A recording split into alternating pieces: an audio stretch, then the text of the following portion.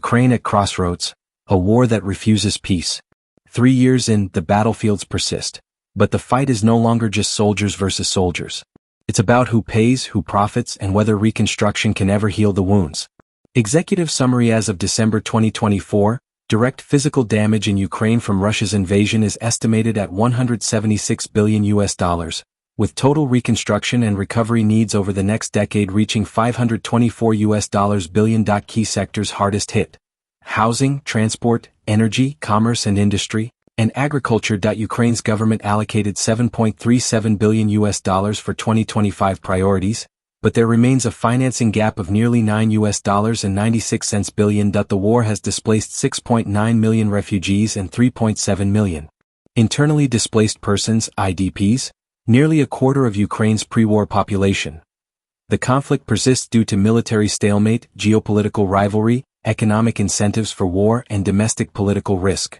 Peace remains elusive. 1. The landscape of devastation. 1.1 The scale of physical destruction. Since the full-scale invasion began in February 2022, Ukraine's infrastructure has endured extraordinary damage. According to the 4th Rapid Damage and Needs Assessment, RDNA-4, authored by the government of Ukraine, the World Bank, the European Commission, and the United Nations, $176 billion in direct damage was documented by December 2024. That figure represents just what has been reliably recorded.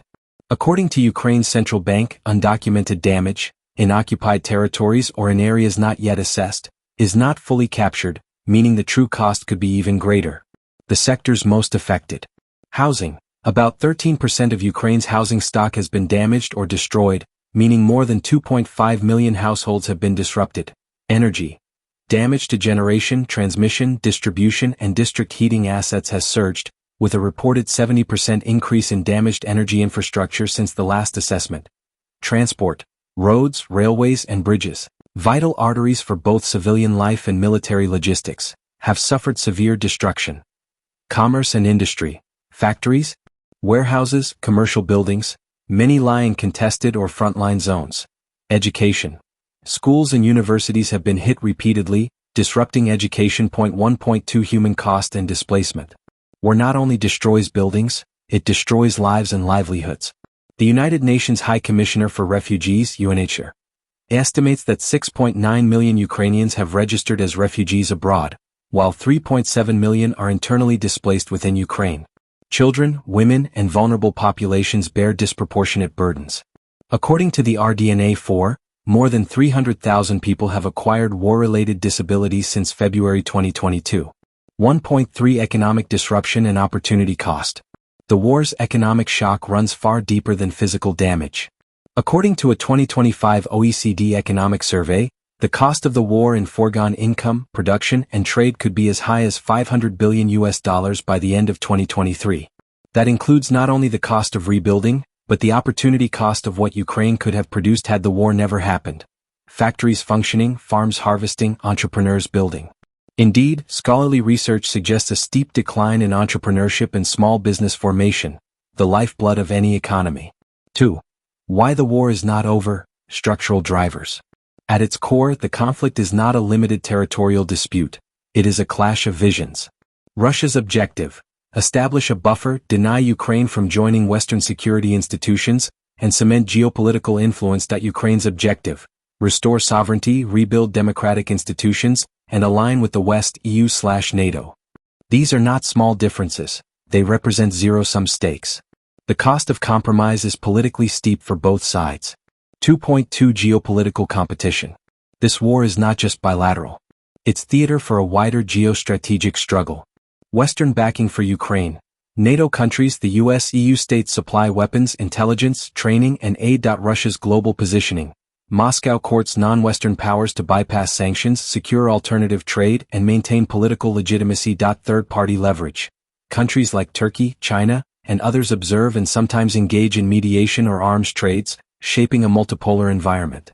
Thus, the war is embedded in a broader great power competition that disincentivizes a quick exit. 2.3 Military balance and resilience. Both sides remain militarily capable. Ukraine, bolstered by Western weapons, artillery, precision systems, drones, strong morale, adaptability, and counterfire capabilities. Russia. Large manpower, heavy firepower, entrenched logistics, privatized forces, and strategic depth. Neither can easily deliver a knockout blow, and both have incentives to continue pressure. 2.4 Economic incentives to fight. War has its winners, and in Ukraine's case, economic and political actors on all sides have stakes in prolonging conflict. Defense industries. Western arms manufacturers see booming demand. Reconstruction contractors. Once fighting slows, contracts for rebuilding will be enormous. Russian elites. Some benefit from government procurement or import substitution industries, others from state-aligned monopoly firms. Illicit networks. Smuggling, black markets, and corrupted wartime contracts create shadow profits. These actors, while not the only reason war continues, complicate incentives for peace. 2.5 Domestic political considerations in Ukraine. President Zelensky and his government derive legitimacy from resistance. A premature peace deal might be seen as betrayal by many. In Russia, Putin and his allies use the rhetoric of existential threat and historic grievance to maintain internal cohesion. Peace risks. Any deal requires painful concessions, third-party enforcement, and credible guarantees, politically fraught for both publics. Point 3. Who fires the guns, and who funds them? It is essential to understand not just who is fighting, but how the war is being waged and maintained. 3.1 Military actors on the ground. Russian forces. The regular army, ground troops, armor, artillery, special units and proxy/private militaries, e.g. paramilitaries, are all involved. Ukrainian forces. A mix of regular army, territorial defense, special operations, foreign volunteers, all increasingly augmented by Western-supplied systems. Hybrid actors. Cyberwar, sabotage, unmanned systems and information warfare also play significant roles, extending the battle beyond the trenches. 3.2. External supply chains and logistics. Western support. Weapons, artillery shells, air defense, intelligence, training, logistics. Much of Ukraine's sustained fighting capacity comes from outside support. Russia's strategies. Through import substitution, covert procurement, non-sanctioning trade partners, and ramped domestic production, Russia continues to field a capable if stressed war machine. 3.3 Financial and political backing. International aid. Financial flows come via Western governments, the IMF, multilateral institutions, World Bank, EU, and charitable organizations. Sanctions regime. Western sanctions aim to choke off Russia's war finance, but their effectiveness is mixed. Evasion, adaptation, and parallel economies persist. War economy. Reconstruction funds, private equity, and war profiteering reshape political economies on both sides. 4. The reconstruction conundrum. 4.1 The $524 billion question. The RDNA 4, as of December 2024, concludes that Ukraine needs $524 billion to rebuild over the next decade. This is roughly 2.8 times Ukraine's estimated nominal GDP for 2024. Where will that money come from? Ukraine's government, with donor support, committed $7.37 billion in 2025 to priority areas, housing, energy, transport, mine clearance, etc. But a gap of nearly $9.96 billion remains. 4.2 Breakdown of needs. Here's how the $524 billion divides across sectors. UNDP. Sector estimated cost. Housing is almost equal to $84 billion. Transport is almost equal to $78 billion. Energy and extractives is almost equal to $68 billion. Commerce and industry is almost equal to $64 plus billion. Agriculture is almost equal to $55 plus billion. Debris clearance and management is almost equal to $13 billion. The assessment also highlights heavily damaged regions. Donetsk, Kharkiv, Luhansk, Zaporizhia, Kherson, and the Kiev Oblast, collectively bearing about 72% of total damage. 4.3 Funding mechanisms and challenges. World Bank URTF, Ukraine Recovery, Resilience, Reconstruction, Reform Trust Fund. This platform mobilizes public and private finance for reconstruction. Private sector.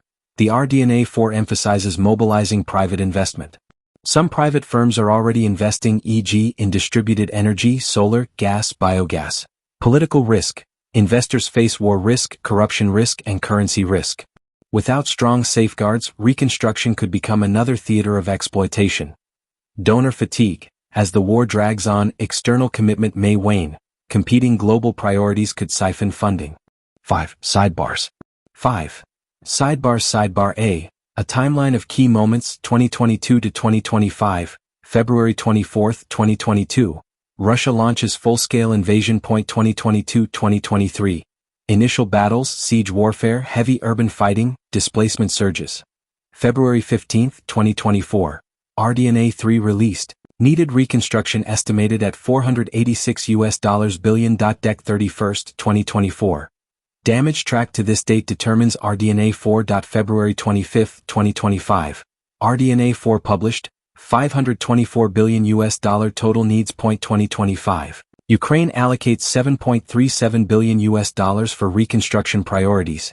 A nearly $10 billion gap remains. Sidebar B. Human voices, testimonies from the front. I lost my home in the shelling. Every morning I wake up hoping that today was just a nightmare. But when I step outside, there's nothing but ruins. Katerina Mariupol, mother of two, field interview. I became disabled after the rocket hit our village. The doctors saved me, but I will never be the same. When the war ends, how will I rebuild my life? Who will help me? Alexei, 45, from Kherson Oblast.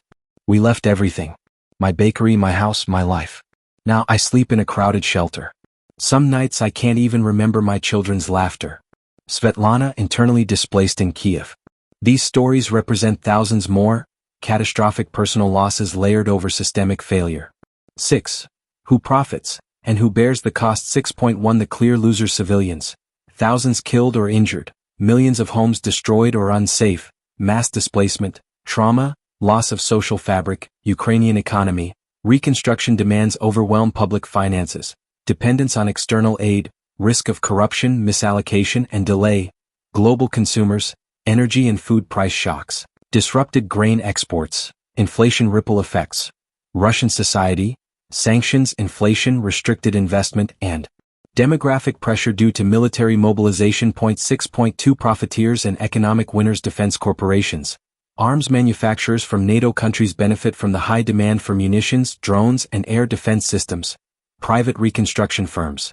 Those that secure reconstruction contracts will make huge profits, if governance is weak. Russian oligarchs and state-linked firms. Some benefit from government procurement, import substitution, internal contracts, and asset consolidation. Shadow economies. Smuggling, black markets, and war profiteering generate illicit gains.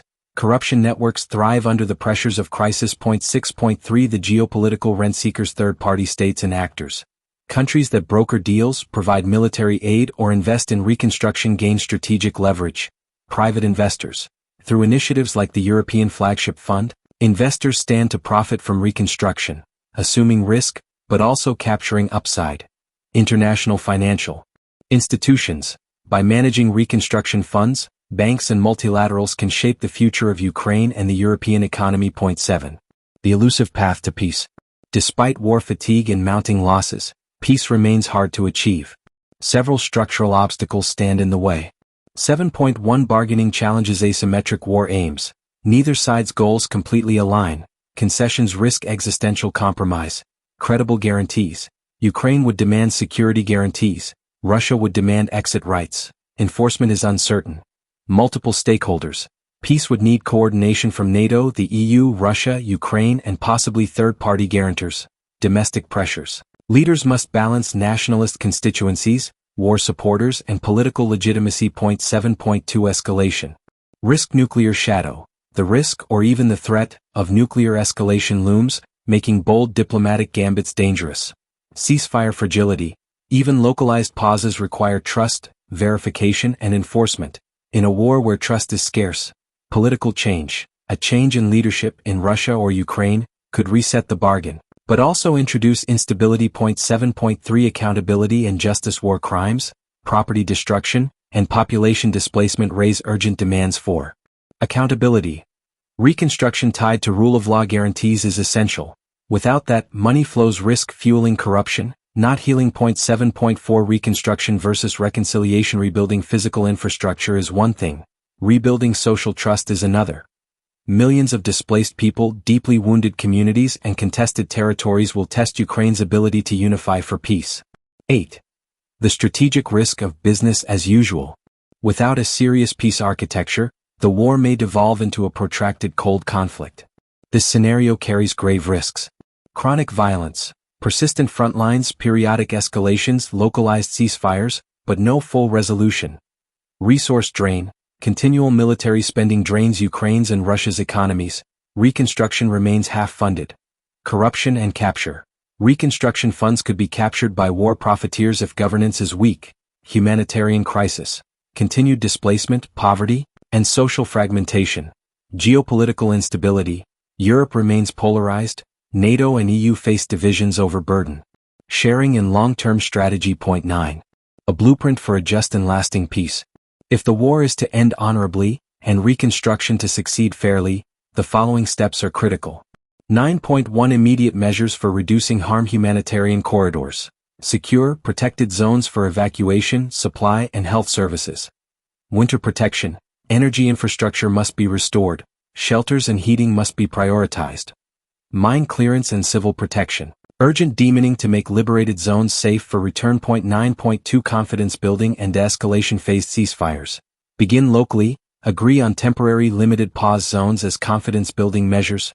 Prisoner exchanges. Symbolic, but powerful tool to build goodwill. Monitoring mechanisms. Third-party observers, UN, EU, OSCE, to verify compliance. 9.3 Reconstruction governance. Transparent fund management. Use of trusts and multilateral platforms like the URTF, with strong oversight. Anti-corruption safeguards. Strict procurement rules, auditing and public reporting. Private sector involvement. Mobilize investment while protecting social equity. Ensure investment goes into resilient, green infrastructure. 9.4 Security. Architecture and guarantees neutrality or non-alignment options. If demanded, design status with international guarantees. Peacekeeping force. An international force, EU, UN, could help stabilize areas, monitor ceasefires, and mentor local security. Long-term verification. Arms control, demilitarized zones. Third-party verification. 9.5 Social reconciliation and justice. War crimes accountability. Support international tribunals, domestic prosecutions, truth and reconciliation processes. Reintegration of displaced people. Programs for return, housing, psychosocial support, and economic reintegration. Civil society and local ownership. Empower communities to lead rebuilding. Invest in local governance, media, and education. 10. The moral imperative. War is more than a geopolitical contest. It's a moral tragedy. Lives at stake. Millions have lost homes, family, limbs, hope. Intergenerational trauma. Children growing up in shelters with war in their memories. Global responsibility. The international community has a duty not just to supply shells, but to help heal. Historic reconstruction. Ukraine should not be rebuilt into its pre-war self, it must be rebuilt better. More resilient, more equitable, more connected to European and global institutions. 11. Risks, doubts, and uncertainties. A plan for peace and reconstruction will not be easy and many things could go wrong. Funding shortfall risks. Donor fatigue, geopolitical turnarounds, and private risk aversion could derail reconstruction. Corruption threats. Without proper oversight, funds may be misused. Security guarantees fragility, commitment from guarantors could fail, verification may be incomplete. Political backlash. Concessions may enrage nationalist constituencies. Leaders may be vulnerable. Non-state actors and spoilers. Paramilitary groups, war profiteers, and fundamentalists could sabotage peace. 12. Conclusion. The choice before us. 3 years into this devastating war, Ukraine stands at a crossroads. The path ahead is not predetermined. Peace, reconstruction, and a sustainable future are possible, but only if the international community, Ukrainian leaders, and even Russian actors confront a stark truth. The costs of war are already catastrophic. Financially, socially, morally. The costs of peace will not be cheap, but they are far less than the continuing toll of conflict. The stakes are global. European security, economic stability, human dignity. This is not just a war to be won on the battlefield. It is a war to be ended, by rebuilding more than bricks, by restoring more than territory, and by forging a future rooted in justice, not vengeance.